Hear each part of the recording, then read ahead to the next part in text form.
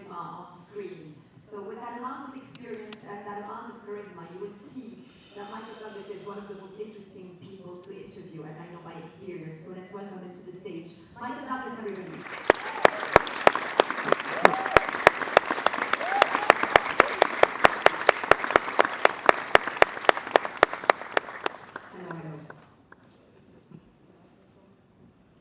Welcome to the fourth edition of the Red Street International Film Festival, in conversation with Michael Douglas.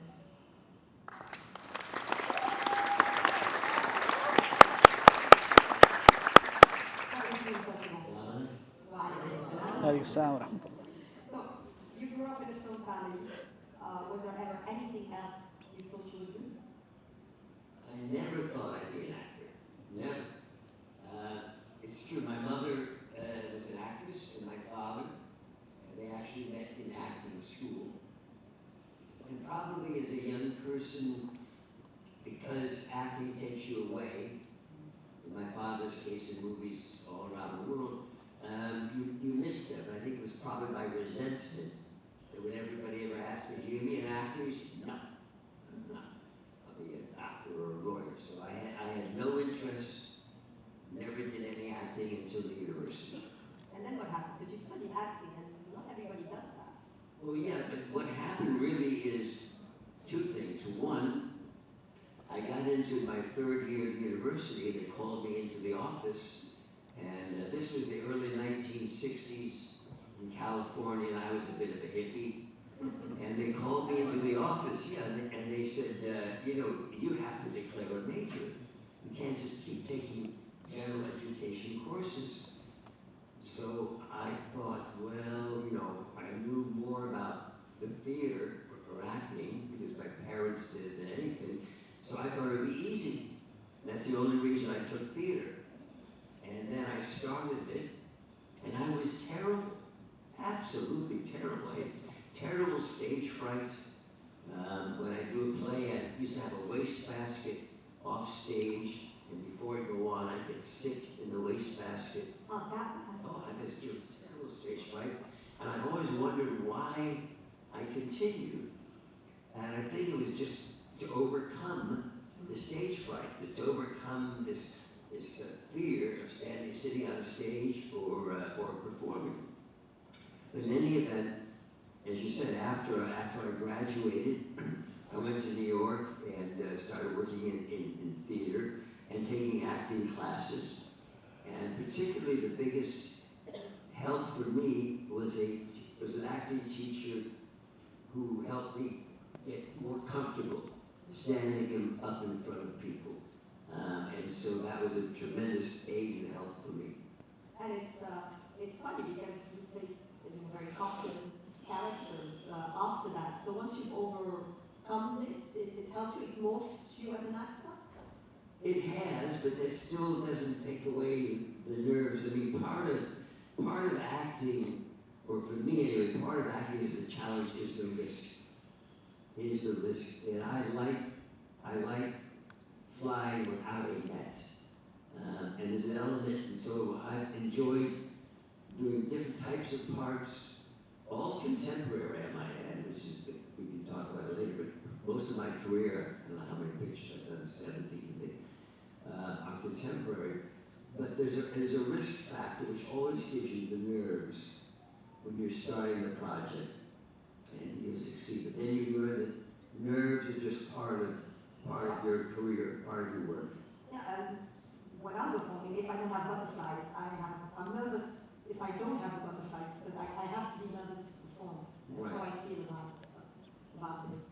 I agree to a point. But there's a nice time once in a while, particularly the series. I started with the first thing in my career was a television series. I don't know if it was in the Middle East, the streets of San Francisco, in the early 1970s. But the repetition, and I always tell actors, if you ever have the opportunity to get involved in a series, do it, because it's the repetition. And in those days, when I did Streets of San Francisco, it was 26 one-hour episodes a season.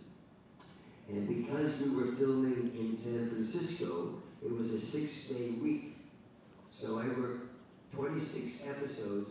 Each episode was 7 working days. So it was a week and 1 day. So it was 8.5 months straight. And believe me, that's tough work. So as it went on, I was at the beginning of my career, but as it went on, then I was known as a tough guy. I mean, that you could, when I became a producer and everything, I had a tough understanding of what was going on. Let's talk about Kirk Douglas, who was a true Hollywood legend. How close, on top of being close as a family, how close were you as actors? I'm sorry, I didn't hear you. How close were you as a family and as actors with your father? Right. Well, my mother and father got divorced when I was 6. And I moved back east, and I grew up in New York City with my mother. So I would see my father only when I go out for holidays to visit him. And those were the days, when television was very new. So my father was doing like 5 movies a year. And as a result, our visits were always usually on some movie location. So ultimately, it helped me later on in my life because I was very familiar about being around sets. But it made it difficult for relationships. And my father wanted to be the best father he could, but he still was overwhelmed with the amount of work he had in front of him, as well as trying to be a father. Also, for me growing up, I look at Spartacus, the Vikings, we walked on the oars. He was great in the Westerns. He was really good at drawing with guns. I mean, how can I ever be the man that my father is? He was so intimidating. He was so larger than life. He could juggle. He could do all of those things. So it took me a long time to acknowledge and recognize what a wonderful actor he was, as I separated from being my father. Yeah, exactly. You saw him as his characters. Right. That's film for you. It's parallel life. I remember he did a movie called Lust for Life, where he played the artist Van Gogh, and he was nominated for an Academy Award in that picture. And my brother Joel, who was 2 years younger than me, he was about 8 at the time, I was 10. And we went to the theater, and in the movie, he has a nervous breakdown. He hits the artist Vincent Van Gogh, and he cuts his ear off. And my brother ran out of the studio, out of the theater. No! He couldn't believe it. It was just such a good performance. Absolutely. And you got to work together, it runs in the family, also with your son, so 3 generations of Douglases. How was that? How was that experience? Well, it was lovely. It was one of those points in my career at that time when I realized, I've never worked with Dad. I've never done a picture with him. So we found this script. It runs in the family, and it was a love fest. Also, my mother, even though they were divorced, they were always on good terms. My mother played the mother in that film too. So I had my oldest son Cameron, myself, and it was a very nice feeling. And Cameron, my son, was just sort of beginning his career. So both my father and I were sort of like protecting him, make sure he was okay. And one day, Cameron did a scene, and he was really good. And I remember my father and I looked at each other, we said, we gotta take care of ourselves. He's too good. And it runs in the family. That's probably what you thought that day, because, generations of actors, the talent runs in the family. Yeah. Well, there was a snarky article in the New York Magazine, I think about 5 years ago. I forget the expression of newbies or second generation. Yeah, the Nepo babies. And about second generation actors working. And I thought, how snarky. I don't know a father in whatever business, be it a plumber or a contractor or a carpenter, who doesn't try to help his son or join in. So I took offense with that article. And then the reality is that there's not very many of us who have. So I think I wrote her a letter actually to stay here. I'm a Nepo baby too, so it's the best Oscars. Right. You have in the streets of San Francisco, that was the first time that it put you on the map as Michael Douglas, not the son of Scott Douglas. Did you feel at the time that it was a bit of a challenge to pave your own way because of your last name? Oh yeah.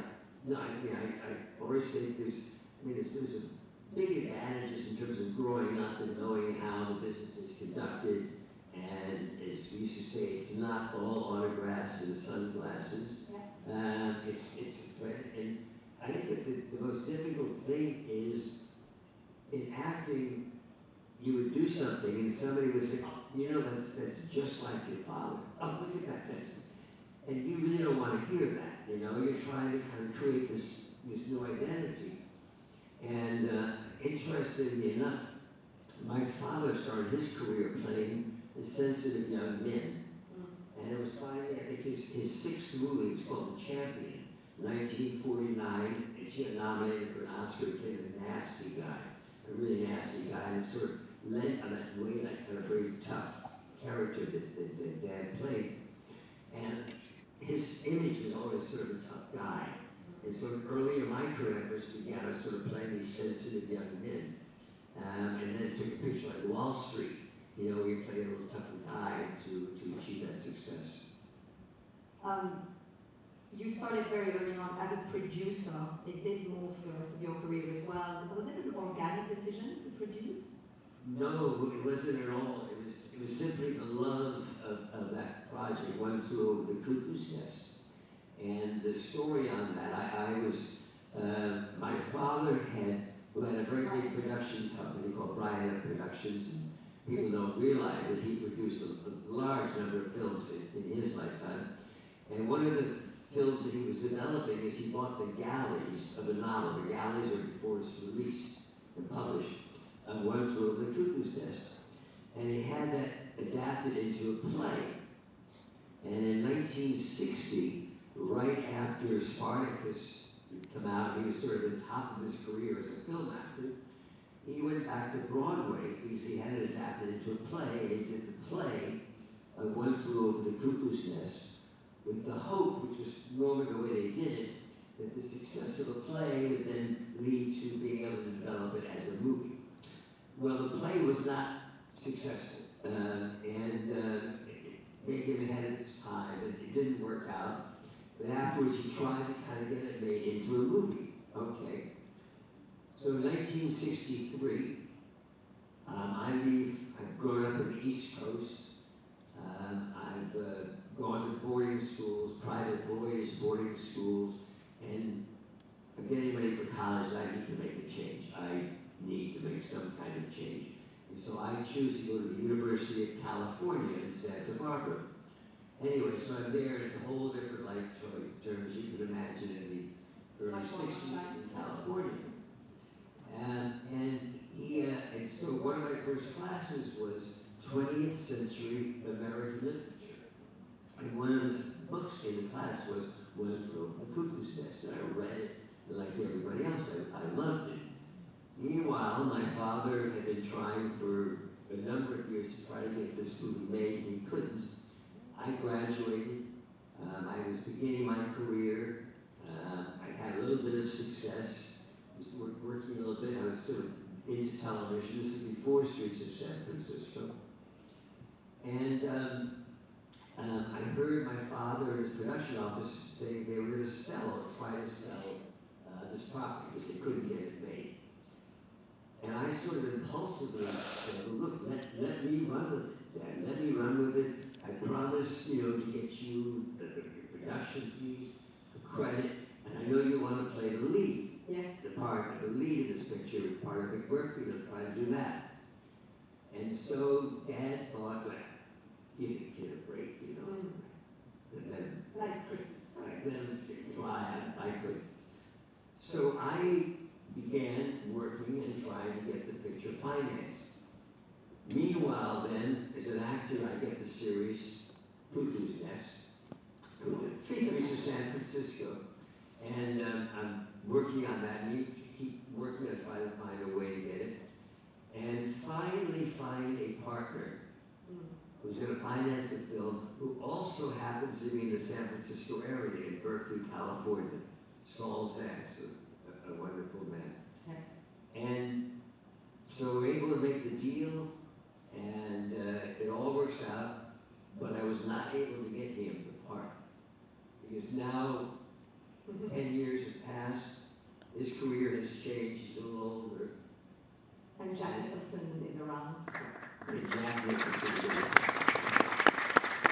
So that was one of the toughest moments with my father, because I've come now to appreciate how rare it is to get a good part. But we were able to get the picture set up with Jack, and was able to work out all the other deals, except for him playing the role. And I am proud to say that he made, in his share of the production deal, as I shared my partnership with him, he made more money on Cuckoo's Nest than he made in any film he ever did. So amazing. It was all right. And you won an Oscar, age 21. How much was that a turning point as well? Was it overwhelming for you because, you know, you were young in the business as well? Well, it was overwhelming because I was also a television actor. Right now, I was a television actor, and I had finished. I had a 5-year contract, and I had done 4 years of the series, and finally we got everything together to make the movie. And I asked my producers to let me out of my contract for the 5th year, which is very rare, but they knew how much I've been trying to get this picture made. So they said, yes, you can out, and good luck. And so I left to do that. Nobody in Hollywood today is going to let you out of a contract. Exactly. Especially if it's a successful show. Yeah, absolutely. And so the whole experience was wonderful, and I had learned so much from doing the television series about producing. Because what is a television series? An hour movie it's an hour 50 with the commercials in the States, a 52-minute movie. We make it in 7 filming days, 7 days of work. And so you learn all aspects of filmmaking, which is incredibly helpful to be a producer. So I surprised myself with my knowledge. But yes, we did this film. We financed it independently. It was totally independently financed. And the finished film, completely finished with the music and everything else, we took it to Hollywood to get a distributor for the movie, this finished movie. And it was turned down by everybody. Everybody. The same picture. It got 9 nominations. So that gave me a different understanding about Hollywood, and a little bit of a resentment. But it was wonderful to see those results. And then it took me off on this other career producing, which I never anticipated. Then 12 years later, Wall Street, you guys have seen Wall Street, right? You won the second Oscar this time as a leading actor. Do you feel that sometimes in the roles there is kind of a perfect match, a kind of role that you were born to play or perfect for? Well, they do try. Remember in Wall Street, I did not know Oliver Stone, but he said he was looking for an actor with business acumen. Well, I never thought that then. Sorry, I was a producer, so I guess he thought that it fulfilled that. And yeah, there's some parts that are closer to you, and some that are not. Earlier in my career, somebody had told me, the camera can always tell when you're lying. The camera can tell when you're lying. So I went through a period of, like a method actor, everything had to be down to reality, and this and that. It was painful. It was hard work. And it was serious. And then finally, it was right before Wall Street, I came to Fatal Attraction. So let's get the character. The character is a lawyer in New York. I said, I can be a lawyer in New York. The character, all these things, that the character's an adulterer. Well, all of a sudden you said, wait a minute.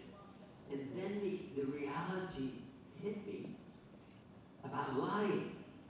Because we all tell white lies. In fact, not anything was vital.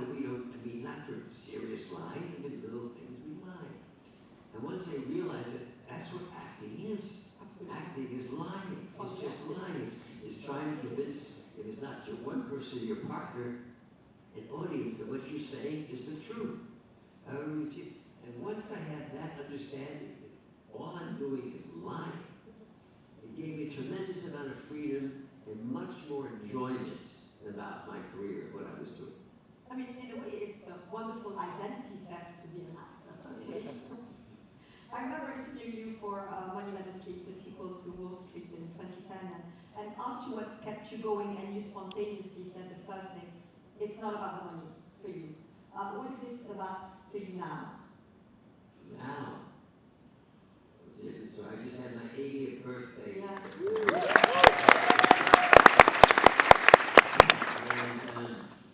And 2 years ago, 2022, I did a limited series where I played Benjamin Franklin. You just saw it in the ring. Right, it was there. And it took a long, it was an 8.5 months shoot.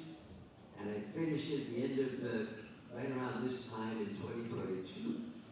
And I really have never taken a break in my career, which is almost 60 years now. I had a cancer bout about 15 years ago, which I had a little break.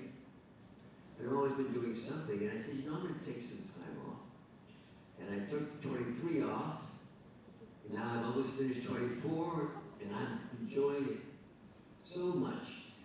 But to answer your question, in the last few years, when I looked, I said, what haven't I done? I tried to look about, always was a passion for me, most ever I could, was the script of what I wanted to do, but what haven't I done?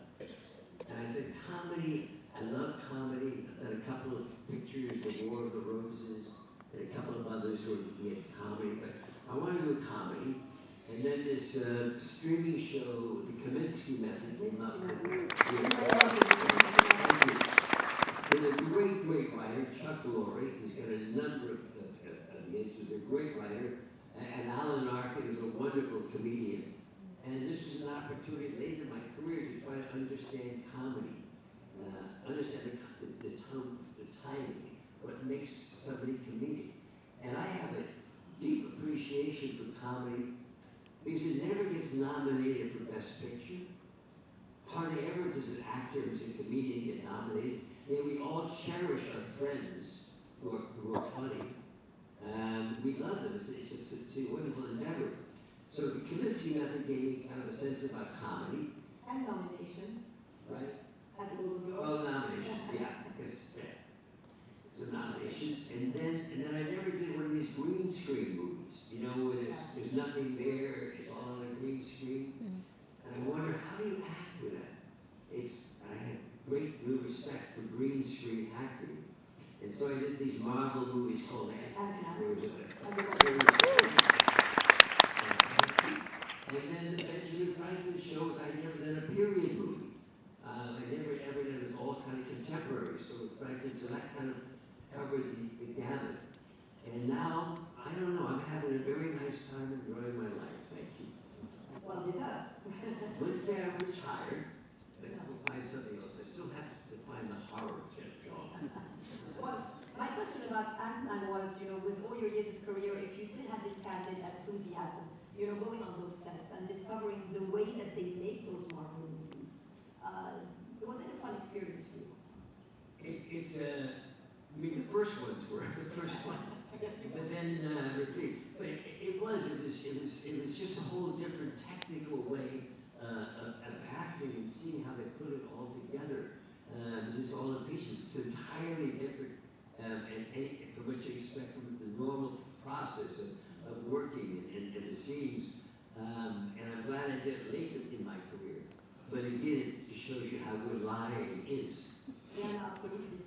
And the Kaminsky Method showed us, the other side of acting. You can kind of sometimes the solitary feeling of being an actor, especially those who don't make it successfully. So how emotional, on top of the humor, how emotional was the series for you? And how much did it remind you of your acting studying days? Well, it certainly did a bit. I tried to be, like my acting coach was a benevolent teacher, somebody who was not necessarily critical, but trying to support people. But it was a great setup to have a not successful actor teaching a class on acting. but it's all about the scripts. And if I could leave any of you here who are interested in film and yourself, it's the material, the material, the material. It brings everyone. And work on your script, get your structure. We all have good ideas, but how do you link those ideas and have the muscle memory to tie it together with 3 acts into making a true movie? But structure is where it's all at. Yeah, absolutely.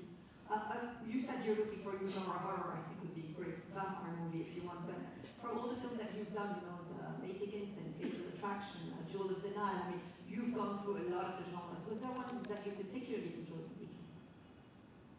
I think the ones that I like the most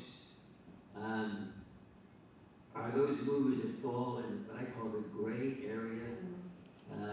In my father's time in history of movie making, characters were black or white. Yes. They were either the heroes or the villains. They were the good guys or the bad guys. But for my generation, in growing up as a young man, and then in America we had the Vietnam War, which was not a popular war, in which many of us felt not comfortable with where our country was doing. I call this the gray area. So those, in movies for me, it's the tragic comedy area. I love doing movies which border on being funny, but also dramatic. There's a movie called Falling Down. I don't know if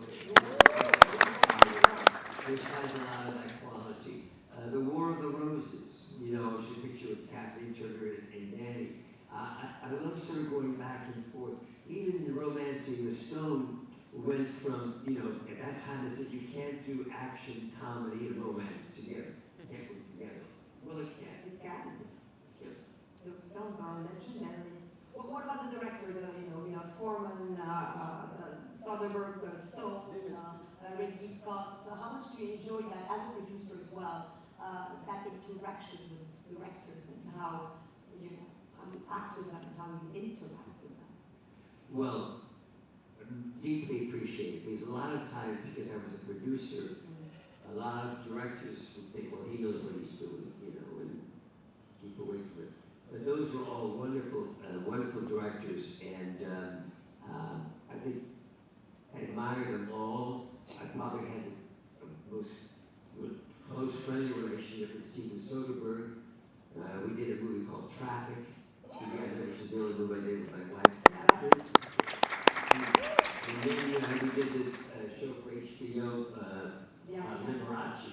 It was this very colorful performer in Las Vegas for many years. Directors tend to be like a father figure. Directors tend to treat actors, and actors love it. It's like the children, and they're the patriarch. So, an example, a director like Oliver Stone, who was the toughest director I've ever worked with, but also excellent. If you look at Oliver Stone's work, probably in every film, the actor in that film probably gave their best performances of their career. If you go, from the beginning, from James Woods, El Salvador, Tom Cruise was born on the 4th of July, Val Kilmer, The Doors, Kevin Costner, JFK, my performance in Wall Street, all of these pictures. Now why? Because he was tough. He was tough. I remember the second week of Wall Street, he came into my trailer 2 weeks in. This is Gordon Gekko. And he looks at me and he says, are you okay? I said, yeah. You doing drugs? No. Because you look like you never acted before in your life. Gordon Gekko. So I said, well, I guess I never look at the dailies because I know I'll only look at those things that are bad that I'll never see. But the director tells you that. So why better take a look at the films? He says, yeah, better. So I go into the editing room and I look at a couple of the scenes, the seduction scene with Charlie Sheen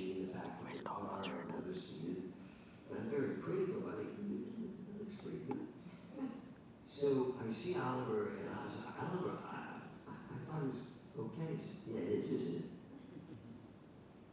What? And what Oliver wanted, he wanted a little more nastiness. And he was willing for me to hate him for the rest of the picture, just so he could get that little more of an edge. And so I'm eternally grateful to him, however he can do it. So they're all different, but you like somebody who's got a vision, who has an idea. And what I try to do as an actor is to have them, without letting the director know, talk me through the whole script before we start. Because that lets me know how much he's actually prepared and what he's not prepared about. And so I just, not just my part, but the whole script. And I think one of the other things that, because I do produce, is as an actor, I look at the whole movie. So I think, what is the script asking me as an actor to do here? Are they looking for me to pick up the pace? Are they looking for me to be a threat? Are they looking for comic relief?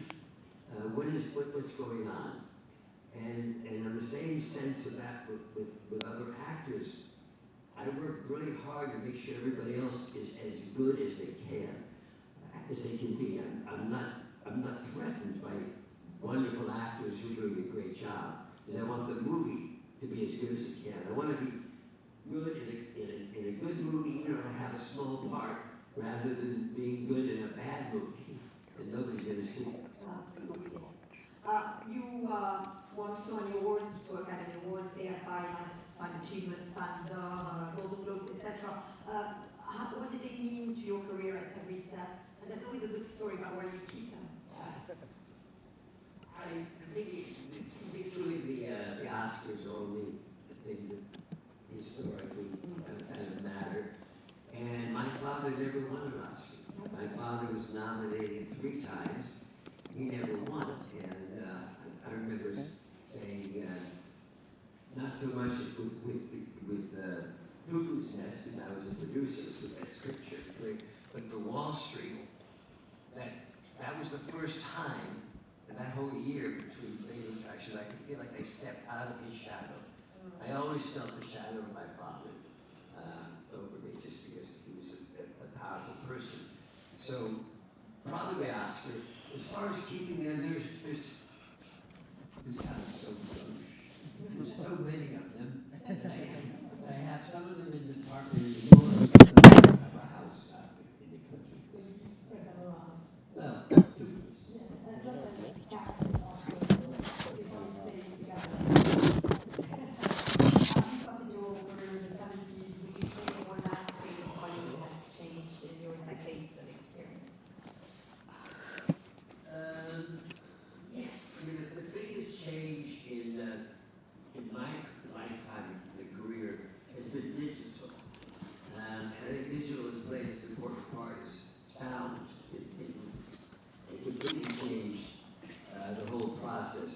I mean, digital before, it was a 1,000-foot celluloid reel, about 10 minutes long, and you have to stop in between cuts, and the platform coming down, and it separates the digital, gives you the freedom, to go on and on. It can be abused, but it allows you to take a take and then not stop. Is it going to do it again, and or do little pieces? It's been a phenomenal change. Then we have the different processes. I remember finishing when I was preparing China Syndrome. In the office next to me, a lawyer from New York had come in because there was this thing called videotape. The cassettes, the video cassette, which you put in.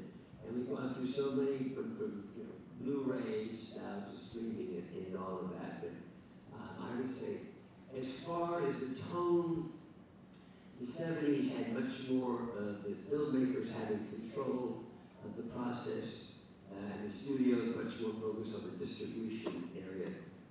It's continued to go the other way in terms of both studios, or in this case, streaming services. And now this latest chapter is the advent of the Silicon Valley coming down and just taking over what we thought was this big industry. But between Apple, Amazon, Netflix, they're acquiring, the size of their companies is so huge. They can afford so much that they've just taken over Hollywood. But we still enjoy the movies on the big screen, which I absolutely love and cherish. We're going to open the floor to questions, because I'm sure a lot of your fans would like to ask questions. And then we have a wonderful surprise for you. Yeah, sorry, it's Glary, the gentleman in the second row. Yes, here. I think you can give a microphone. I have one here as well. Hey, Michael, it was good to see you around here, and I've always looked forward to seeing you in live. So thanks for being around. And you just said that camera knows when you're lying. Camera knows when you're lying. Yeah. But then you said you have to lie. Then how do you balance that? He knows you're lying, and you have to lie. How do you create that balance? You've been lying. I'm sharing something that's in my head. Now I verbally have said it, but if I hadn't said it, but you know, you and I met before. Yeah, I know that, but that's a lie. Thank you very much. Thank you. Who else? The gentleman.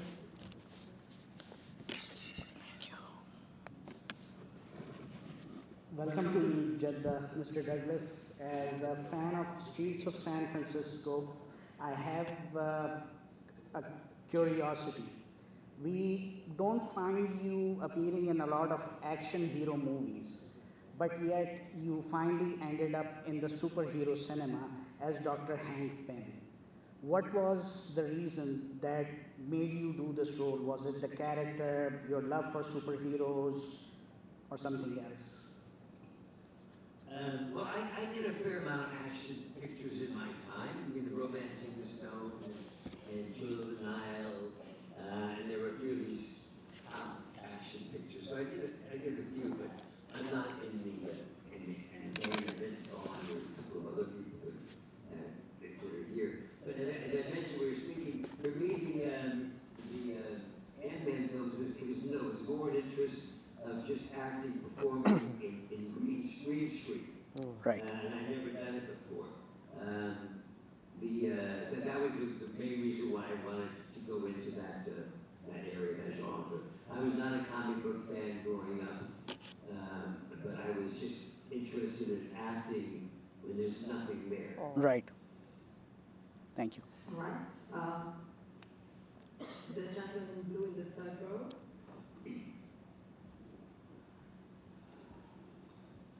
Hi, sir. Welcome to Saudi Arabia. My question to you is, I myself being an actor in 30s, you going back to your 30s, if there is anything would you have changed about your career? If there is any specific thing that you would have done or shouldn't have done? Thank you. Well, yes. And when I look back, it's be careful what you wish for. And having the success as a producer, and then eventually as an actor, I had a big production company. And I actually could finance my own movies. And so the producing aspect of my life sort of took over. And I would find myself in movies that I was producing as well as acting. And that is not a good combination. Because the joy of acting, and there's a wonderful book early on in my career which is called The Joy of Acting. The joy of acting is how selfish you can be. Because all they're asking of you is to deal with what is right in front of you. That actor in front of you and nothing else. So there's a self-involvement of acting that's seductive. Producing. So as I say, with an actor, you always have blind nothing else to see than that that's in front of you. Producing, you have to have a knowledge of 360 degrees around you. Everything is going on. So when you put them together, something's got to give. I'll always think back to Romancing the Stone, and what a difficult production it was, and how grateful I was to have Kathleen Turner, who I would be acting with her, and then one of the assistants would come in, we got a problem with location, it's been washed out, okay, hang on, Kathleen Turner. And then you're split. You don't enjoy that selfishness that you get just from acting and not thinking about anything else. And it's exhausting. So if I look back, I mean, this is a high quality problem. I understand of success. I would have kept it as simple as when I began with Cuckoo's Nest and the China Syndrome, where I only had one project at a time that I was developing and focusing on as a producer rather than having a big company. And ultimately what happened is I would finish acting, if it was not in my company, I would finish acting in a role, and I'd come back, and there'd be a pile of crap, bad scripts that we were developing, which I would then have to go through, make all of my notes for them and all of that. So the job became overwhelming, and there were about 20 years, 15 years in there, which I could have simplified and probably enjoyed my life a little more.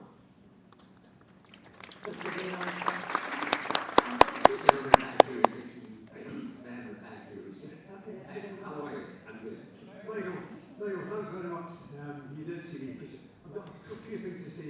First of all, you look very well for your age. Thank you. Okay myself, I think. A few things. I wrote a question earlier on, but you talked about you met the guy before. Well, you met me before on St Andrews, like 17th Fairway, 20 years ago. Catherine was pushing the pram and I said hello. And that was it. So we have met before. My favourite is the War of the Roses chandelier scene. Which of the War of the War of the Roses? Roses, the chandelier. Chandelier scene. Nobody forgets that, One last thing is, there are many people in the room here old enough to remember Streets of San Francisco. There are many who do not. For me, it was, as a child, week in, week out. If I missed the start, I was going crazy because I never got the videotape to see it again. And I'd like to just quickly reproduce it for those who haven't seen it. The scene is the car, two men in jewelry hats, lots of music, lots of action, screeching brakes, and then the voice would come on. Raise your hand. This is the Carl best. Malden and Michael Douglas. I love it. Thank you very much. We were too young to be up that late watching the show. Please think about it. Mentorship, and for actors. I was so blessed to have Carl Malden. Carl Malden, many of you don't know it, you know this, just was a wonderful film actor, and was one of the kindest men I ever met. He's a wonderful actor, and he taught me a work ethic. We had scripts every week, and while we were shooting one show, we would be rehearsing the next show. And he would keep us in rehearsals, and he was so generous to me, because at that time, on those police shows, the lead, I was Carl Malden, would be standing here, and the second lead, or the cop, that was me, would be back. And in those days, the camera lens couldn't hold focus on both of you. So Carl would be in perfect focus, and I'd be blurred, sitting back. And Carl was the first guy who said, come on forward here. It's all the way.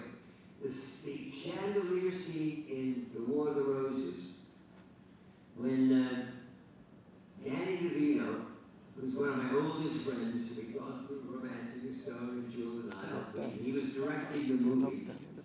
And we came to that scene, which is near the end of the movie.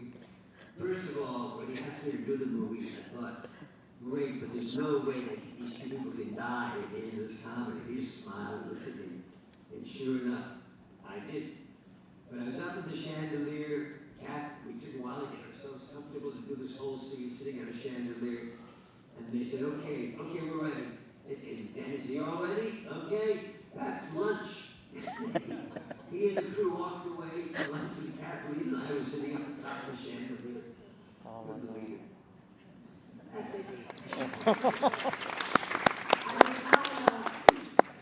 We sadly don't have any more time for questions because I would like to invite the chairwoman of the Red Sea Film Foundation, Jumana Al-Rashid, to the stage to present you with the Red Sea Honorary Award for your outstanding contribution to cinema, Mr. Douglas.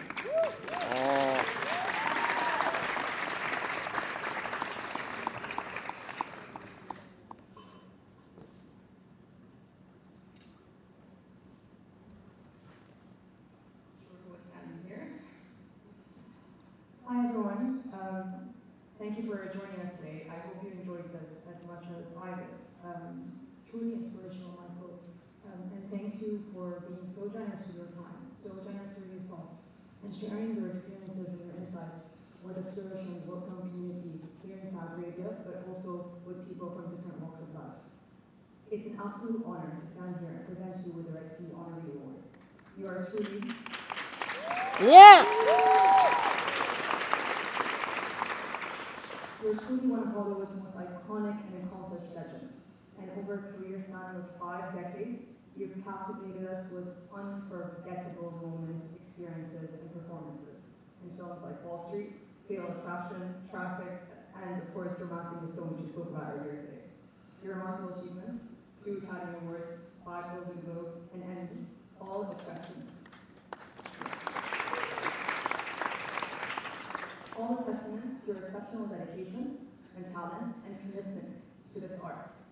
But beyond accolades, you have a great influence as an actor, producer, but also a trailblazer. So thank you for that, and thank you for inspiring us. But today, you don't only celebrate your incredible legacy, but also the profound impact you'll continue to have on the industry. What you've done over the past decades, yes, will live with us through your films, through your stories, through your experiences, but will continue to shape the perception for the future and will continue to